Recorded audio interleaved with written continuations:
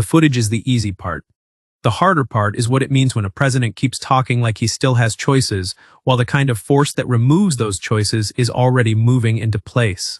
As 3,500 more U.S. troops entered the region, Mohammad Bagher Ghalibaf chose his words like a man trying to define the next phase before it begins. He said Iranian forces were waiting for American soldiers, which means Tehran is no longer treating this buildup like background pressure. It is treating it like the front edge of something that could touch Iranian ground. What arrived was not a rumor and not a leak. More than 3,500 U.S. troops, including the USS Tripoli, with about 2,500 Marines, entered the Middle East as the war intensified, which instantly turned every White House sentence about restraint into something harder to believe. Because once the Marines are real, the threat stops being theoretical, and this is where the surface story dies. The force package arriving with the USS Tripoli was described not just as sailors and Marines, but as transport aircraft, strike fighter aircraft, amphibious assault assets, and tactical capability, which is a language of access, coercion, and landing options. That is the kind of arrival that makes a president look less in control with every denial he gives. If you're here for the part beneath the headline, subscribe now, and tell me in the comments whether this looks like deterrence, invasion prep, or a bluff so dangerous it no longer matters which one Washington intended. Trump's problem is not that Tehran insulted him. His problem is that the military posture now says more than he can safely say in public. And every hour that gap stays open, Tehran gets to fill it with its own version of the story. That is how a president ends up looking cornered, even before a ground order is signed. The timing makes the pressure brutal. This force arrived one day after a dozen U.S. service members were wounded in an Iranian missile and drone strike on Prince Sultan Air Base in Saudi Arabia, which means these Marines entered a theater where Americans were already being hit. That turns reinforcement into something more than a show of force. It turns it into an answer. That is the moment the title starts paying off. Because a president can posture around threats from a distance, but once Americans are wounded and amphibious forces are arriving anyway, he is no longer managing a headline. He is managing escalation, domestic fear, allied expectations, military credibility, and the possibility that the next move will be read as weakness unless it looks bigger than the last one. Here is the sentence that traps Trump from both sides. No decision had been made to send troops into Iran itself, but the deployment was building capacity for potential future operations in the region, which means Washington's public line was never "this is not being prepared." It was only "we have not formally chosen it yet." That sounds careful. It is actually dangerous. Because once capacity is real, Tehran does not wait for a presidential speech to decide what the buildup means.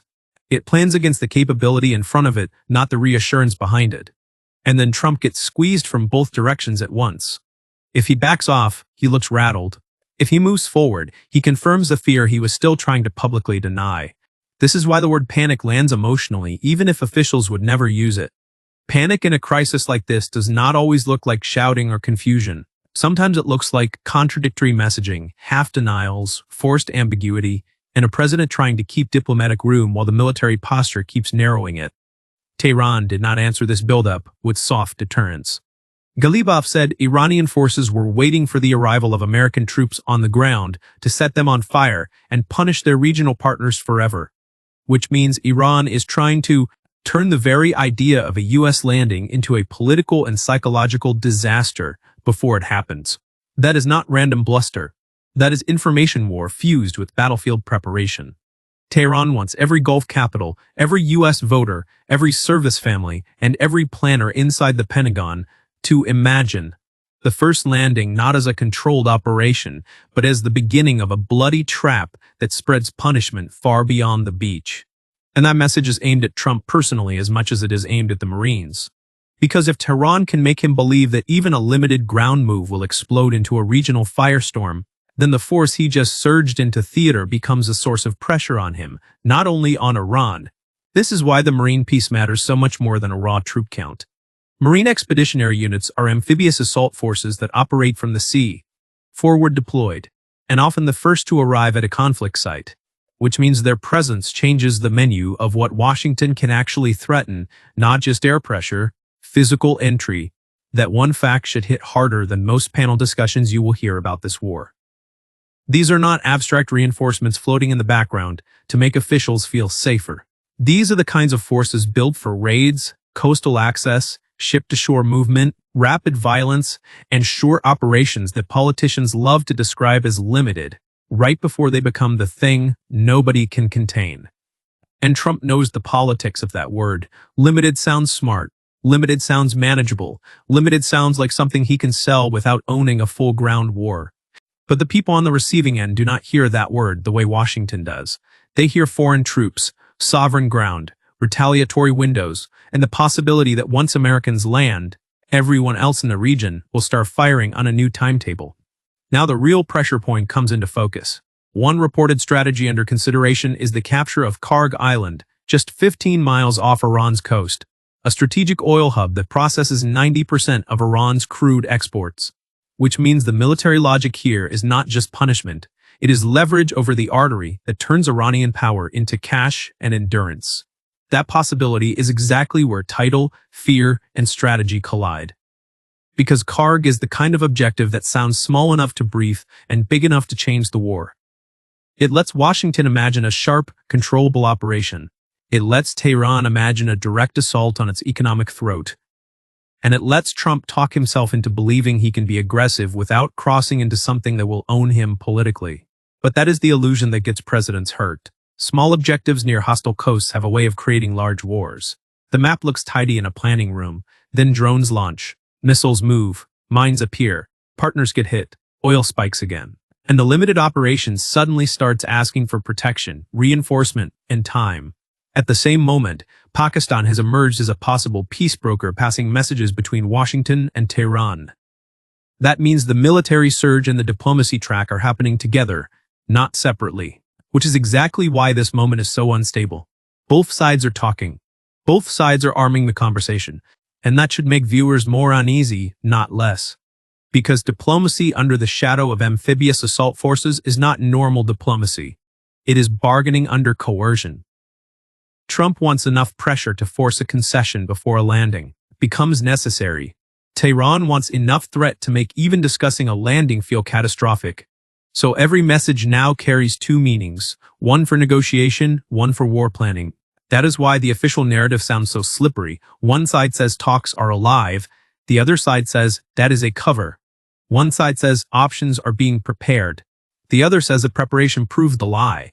Once both governments start using diplomacy and deployment at the same time, the truth does not disappear. It gets buried under tactics. That competing story is now completely open. Tehran says the US is secretly planning a ground invasion while still floating negotiations, and says its forces are waiting for American troops, which means the diplomacy itself is being recast by Iran as proof of deception rather than proof of restraint. This is where Trump's room collapses even further. If he keeps talking peace while the force posture grows heavier, Tehran uses that contradiction against him. If he hardens his language to match the posture, he risks confirming that the buildup was never just leverage. Either way, he loses the comfort of strategic vagueness because the region has already begun interpreting the ships more loudly than the statements. And once that happens, the information war stops being a media sideshow. It becomes operational. Gulf states prepare differently. Militia groups prepare differently. Insurance markets react differently. Shipping calculations shift. The Houthis watch differently. Hezbollah watches differently. One amphibious ship can alter expectations far beyond its immediate mission simply because everyone understands what kind of missions amphibious forces built to perform. And then comes the sentence that makes all of this impossible to dismiss as just signaling.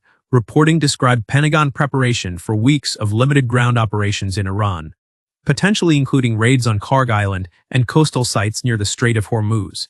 Which means the scenario under discussion is no longer some fantasy of full invasion. It is a specific set of narrower moves that still put Americans on or against Iranian ground. That is how serious crises really mutate. Not through one giant declaration everybody remembers, but through a sequence of smaller permissions: secure the waterway, neutralize the launch sites, hold the node, reopen the route, protect the shipping lane. Every phrase sounds bounded. Put them together, and you can hear the skeleton of a ground campaign being assembled without anyone needing to say the word. Invasion out loud. And for Trump, that is the real trap. He built his political identity around strength without endless entanglement. But the force package now in theater is exactly the kind that tempts leaders into believing they can use ground capability. Surgically, decisively, and briefly, history usually punishes that belief. Tehran is betting he knows that. Washington is betting Tehran will flinch first. That is not stability. That is a duel of assumptions. There is one image that says more about where this war is heading than any press conference ever will. After strikes on oil facilities, civilians were warned about black rain and respiratory danger, which means the conflict had already advanced to the point where the sky itself became part of the threat environment. That matters because this is what leaders erase when they sell operations as precise. Precision still burns cities. Precision still poisons air. Precision still turns civilian life into a countdown. Between one strike and the next. The more the war shifts toward infrastructure, choke points, coastal targets, and economic arteries, the more ordinary people get forced to live inside strategic logic they never chose. So when someone says this is just posture, or only pressure, or perhaps still avoidable, remember what the civilians underneath these options are already breathing. Remember that a war does not need a formal ground invasion to become intimate, suffocating, and impossible to compartmentalize. It only needs leaders willing to keep widening the things they call limited. One resident described Tehran as the last stop before hell. That is the human version of this whole story. Politicians talk in contingencies, commanders talk in assets, analysts talk in thresholds, and civilians talk in survival because they are the first ones forced to live inside the consequences of everybody else's next step. So now we can answer the question, the title planted. Did Trump send these Marines because he is already committed to putting boots on Iranian ground? Maybe not fully, but that is no longer the only question that matters. He has already moved the kind of force that makes a landing, a raid, or a seizure believable enough to change the calculations of the entire region. If that force is real invasion prep, then Trump is much deeper into ground war logic than his public words admit. And if it is mainly coercive theater, then he is still using invasion-shaped instruments to win a negotiation in a theater, where misreading one ship, one strike, or one warning can light half the map at once. Either way, he is not controlling a tidy pressure campaign anymore. He is sitting inside a machine that now produces escalation almost faster than language can contain it. That is why viewers click this title. And that is the truth underneath it. The arrival of 3,500 Marines is not just a military movement, and Tehran's rain fire warning is not just propaganda noise. Together, they expose the moment where public messaging breaks, military reality pushes through, and the man in the White House starts looking less like the author of events than the hostage of what he already set in motion. Stay close. This channel tracks the point where the official story loses control and the real one begins.